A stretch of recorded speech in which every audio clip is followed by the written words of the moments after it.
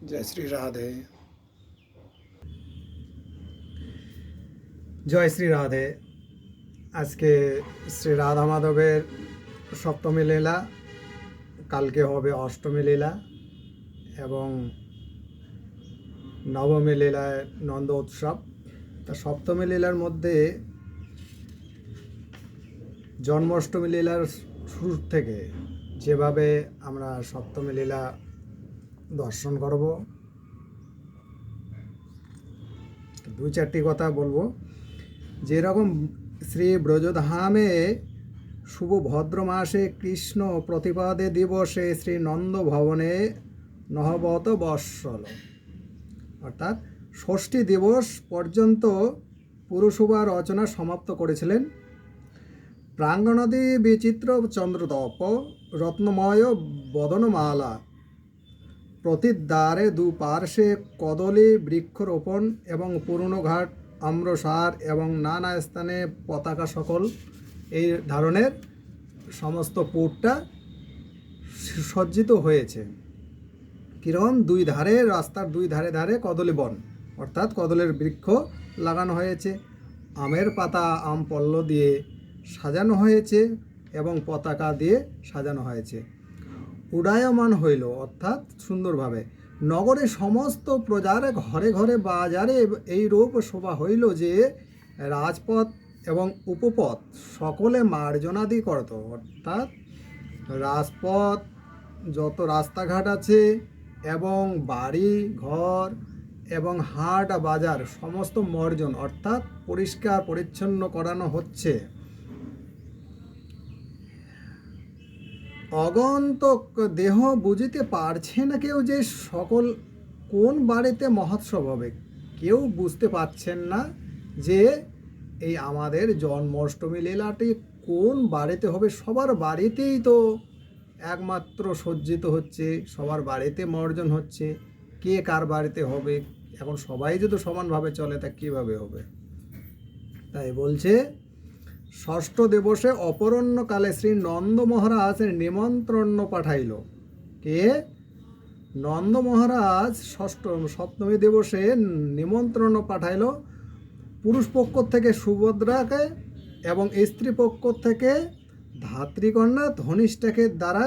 প্রথমত শ্রী সুভদ্রাজি বৃষভানুপুরের গিয়ে বৃষভানু মহারাজকে বললেন, পরশ্ব দিবসে, অর্থাৎ পরশু সপ্তমীর পরের দিন, ইনি তো গেছেন সপ্তমীতে নিমন্ত্রণ করতে, পরশু অর্থাৎ অষ্টমীতে শ্রীকৃষ্ণের মহোৎসব হবে। এই উপলক্ষে শ্রী নন্দ মহারাজ আপনাকে নিমন্ত্রণ করেছেন এবং বলেছেন যে এই গৃহে আপনারাই আপনি এসে সকল ভার গ্রহণ করুন, অর্থাৎ আপনারা নিমন্ত্রণ গ্রহণ করে সকলে ভার গ্রহণ করুন।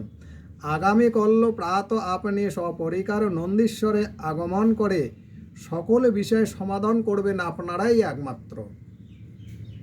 নন্দ মহারাজ বললেন। এইরূপে ধাত্রীকন্যা ধনিষ্ঠাও শ্রী কৃত্তিদা মাতাকে শ্রী যশোমতী মাতার নিমন্ত্রণ করলেন যাবটে এবং অন্যান্য সকল বন্ধু বান্ধবকে এই রূপে নিমন্ত্রণ জানালেন। সপ্তমী, অষ্টমী, নবমী এই 3 দিন শ্রীকৃষ্ণের গোচরণ একদম নিষিদ্ধ। এই 3 দিন গোচরণ বন্ধ থাকার কারণে শ্রী রাধিকাদি নন্দালয়ে 3 দিন স্থিত থাকতে হবে, অর্থাৎ শ্রীকৃষ্ণ এই 3 দিন গোচরণে যাবেন না। শ্রী রাধারানীর সঙ্গে এই 3 দিন এখানেই থাকবেন।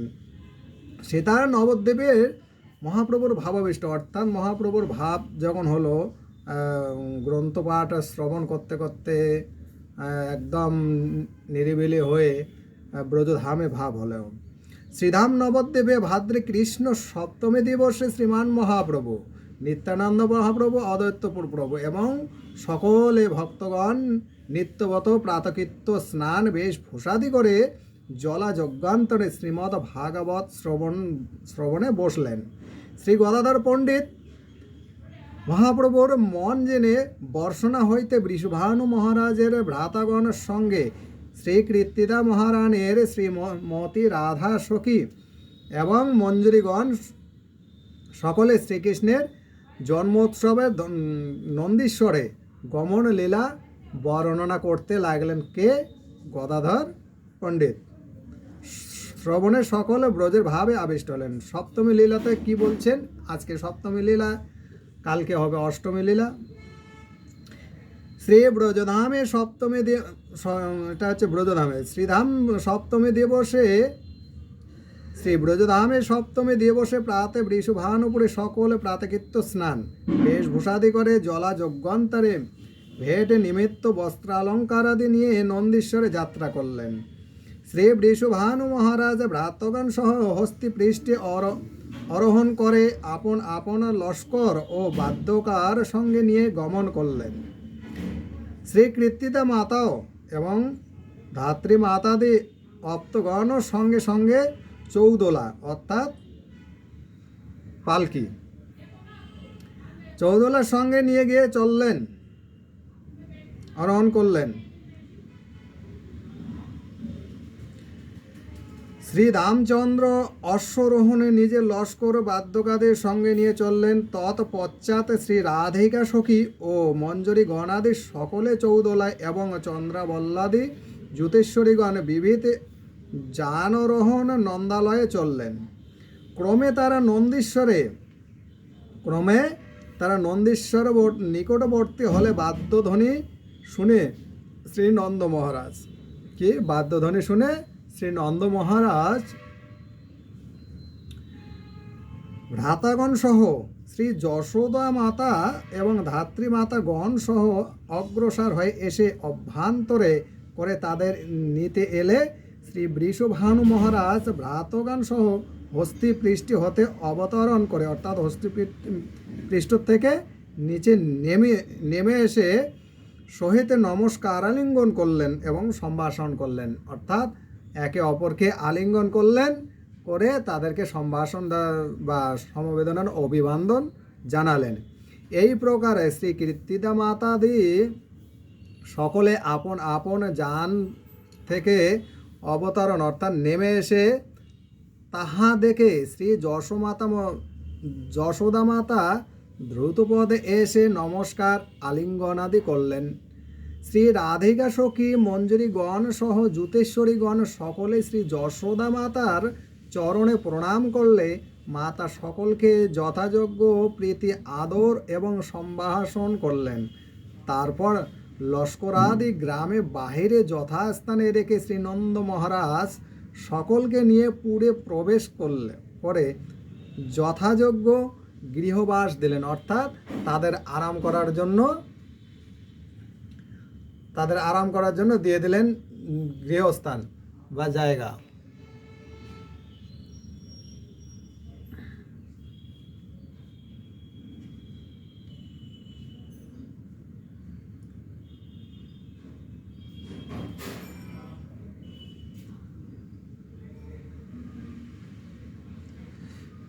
সকলে নিজ নিজ স্থানে বিশ্রাম করলেন। তাদের দাসগণ ও দাসীগণ নিজ নিজ সেবা কার্যে নিযুক্ত হলেন। তারপর শ্রী যশোমতী মাতা আহ্বানে শ্রী বৃষভানু মহারাজ প্রভৃতি কীর্তিদা মাতাদি ও শ্রী রাধিকা সখীগণ মঞ্জরীগণাদি এবং জ্যোতিশ্বরীগণ সকলে ক্রমান্বয়ে জলাযজ্ঞ করলেন, অর্থাৎ একটু হালকা খাবার খেয়ে নিলেন। তারপর ভোগান্তরে নারায়ণের আরতি করলেন। আরতির সময়ে দাসগণ নৃত্য গীত বাদ্যদি সকলে আনন্দে দর্শন করলেন। আরতি কান্তে সকলে দণ্ডবত প্রণাম করাবার পর ঠাকুর শয়ন করাইয়ে মধুমঙ্গল শ্রী যশোমতী মাতার আজ্ঞায় ভোজন নিমিত্তে সকলকে ডেকে আনলেন ভোজন করার জন্য। বিস্তৃত প্রাঙ্গণের পূর্বমুখে, বিস্তৃত অর্থাৎ প্রচণ্ড একটা আঙ্গন ছিল, সেখানে পূর্বমুখে শ্রী নন্দ মহারাজ বসলেন। দক্ষিণ দিকে ক্রমান্বয়ে শ্রী উপানন্দ গোপ এবং অভিনন্দ গোপ এবং শ্রী সনানন্দ গোপ, শ্রী নন্দন গোপ এই পঞ্চ ভ্রাতা বসলেন এবং বৃষভানু মহারাজ শ্রী বৃষভানু গোপ, শ্রী শুভানু গোপ, শ্রী চন্দ্রতা ভানুগোপ এবং শ্রী রত্ন ভানুগোপ এই চারই ভ্রাতার সঙ্গে বসলেন। তারপরে শ্রীধাম, বলরাম, সুভদ্রা, গোপট্টাদি এবং বামে সুনন্দন, নন্দন, শ্রীকৃষ্ণ, সুবল, মদমঙ্গল, উজ্জ্বল এবং কোকিলাদি বসলেন। শ্রী নন্দ মহারাজের সম্মুখে শ্রীকৃষ্ণের ভ্রাতৃগণ বসলেন। বৃষভানু মহারাজের সম্মুখে অভিমানবাদী গোপগণ বসলেন। দক্ষিণ দিশায় বিপ্রগণ, চতুর্দিকে পুরবাসীগণ বসলেন। এদিকে যশোমাতার আদেশে শ্রী রাধারানী সখীগণ সহ শ্রী নন্দ বাবার দিক থেকে পরিবেশন করতে লাগলেন। ও শ্যামা, চন্দ্রাবলী, জ্যোতিশ্বরীগণ বৃষভানু বাবার দিকে পরিবেশন করতে লাগলেন। তারা সকলে নিজ নিজ জুতের সঙ্গে প্রথমে অন্ন, ব্যঞ্জনাদি, পুরি, কাচরি,